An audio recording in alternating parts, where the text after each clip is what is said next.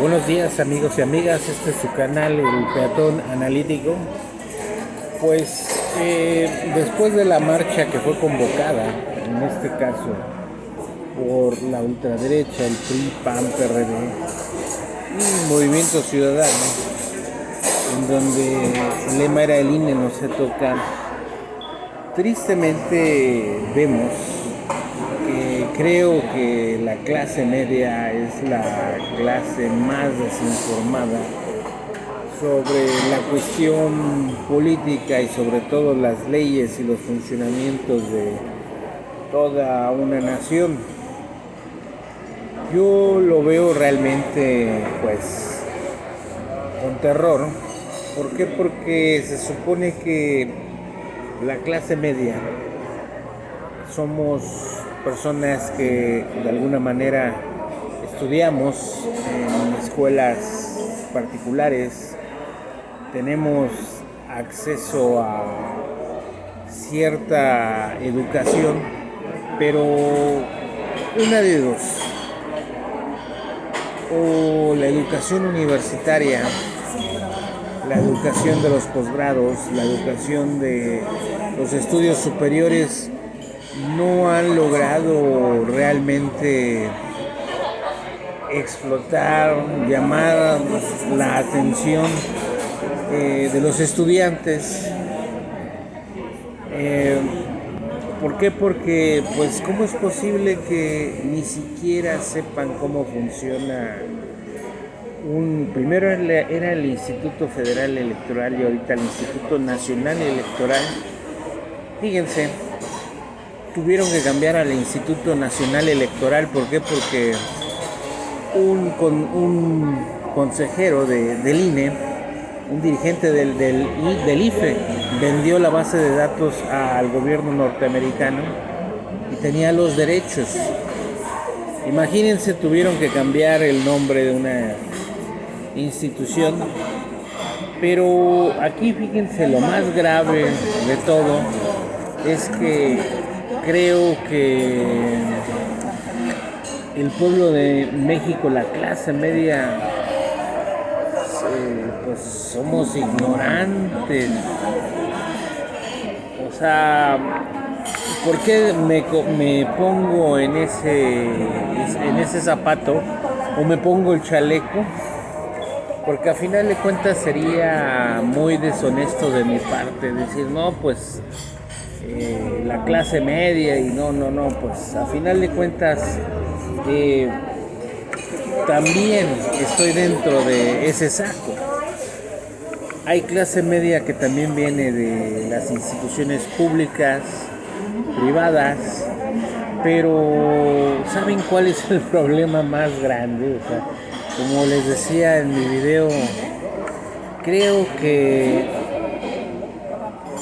nosotros estamos destinados o queremos que nos vaya mal, pero fíjense que es algo generacional. Y sobre todo, yo les digo una cosa: los que estamos en el saco donde si el país fracasa o el país avanza, somos de la edad de los 35 a los 50 años. Y creo que somos un segmento de la población que realmente estamos desinformados. Realmente no sabemos, me extraña mucho de ese segmento que les digo. Aclarando, como les digo, la clase media se compone de las personas que estudian en instituciones privadas, instituciones públicas y híbridas también, porque hay gentes que estudiaron en instituciones públicas y hacen estudios en instituciones privadas, o gentes que estudiaron en instituciones privadas y luego estudian en instituciones públicas, pero a final de cuentas no nos ha servido de nada ese tipo de estudios. ¿Por qué? Porque es terrible no diferenciar ni siquiera de lo que hace una institución, y más el Instituto Nacional Electoral, y sobre todo pues si nosotros nos empezamos a comparar con otros países, pues sigue la mata dando, casi casi sacaremos ese güey a de la barranca o meteremos ese güey a la barranca, pero a final de cuentas quienes están manipulando esta situación, ¿quién creen que son? Son los extranjeros, son los Estados Unidos. Y realmente ya no podemos tapar el sol con un dedo, no nos podemos tampoco ocultar de nuestra ignorancia, nuestra falta de ímpetu, de curiosidad, saber cómo es que funciona la credencial de lector y cómo también no nos las pueden quitar. O sea, por Dios, yo creo que esto más que nada yo creo que es un fracaso para el sistema educativo, pero más fracaso es en este caso, pues tampoco uno no puede juzgar a los padres. ¿Por qué? Porque a final de cuentas ellos crecieron con el régimen del PRI y nosotros sí, esta generación que les hablo, de los 35 a los 50, crecimos todavía con el PRI-PAN, inclusive PRD, y ahorita estas nuevas generaciones pues también ya crecieron con Morena, ¿no? Hoy estamos viendo la época de Morena y sobre todo el problema es que la política es una serie de intereses que realmente no hemos podido identificar, que para hacer política necesitas un capital, necesitas aliarte con gente poderosa. ¿Por qué? Porque no hay nadie en su sano juicio que saque de su bolsillo o de su patrimonio para hacer una campaña política y para postularse, ¿no? Como decía el doctor Han González, ¿no? Vivir fuera del presupuesto es un error. Y para ser político pues necesitas el presupuesto público, los impuestos de los demás para que pues te hagas rico. Pero yo les hago una pregunta muy puntual, muy fuerte a las personas que fueron a la marcha ayer. Siquiera saben o han ojeado cuántas hojas tiene ese plan B de esa reforma. Por Dios. O sea, si dijeran que va a beneficiar a Morena el cambio de la ley, las reformas constitucionales, era todo lo contrario. Ahorita, a final de cuentas, ellos tienen la mayoría y van a poner a más consejeros electorales por la cantidad de votos. Es ilógico. Aquí la cuestión es que también yo les hago una pregunta. ¿No acaso todos tenemos el derecho de vivir bien y de acceder también a los puestos o a los trabajos a los más remunerados? Es donde nos topamos con pared, es donde nos topamos con un poder judicial federal en donde entran puros recomendados, hijos o familiares de los ministros, de los magistrados, de los jueces, de los secretarios de acuerdos, de los actuarios. Y ahora lo trasladamos hacia el INE. Aquí la cosa es que el INE nunca va a dejar de funcionar. Y yo les digo por experiencia que cuando uno trabaja en el INE, trabaja bajo destajo, en este caso la contienda electoral. Nunca uno hace antigüedad, nunca uno lo contratan para quedarse a trabajar en el INE. No, sino los que se quedan a trabajar en el INE son los que tienen pues realmente la cuestión que tienen un familiar adentro y entran y trabajan, al igual que en varias dependencias de gobierno.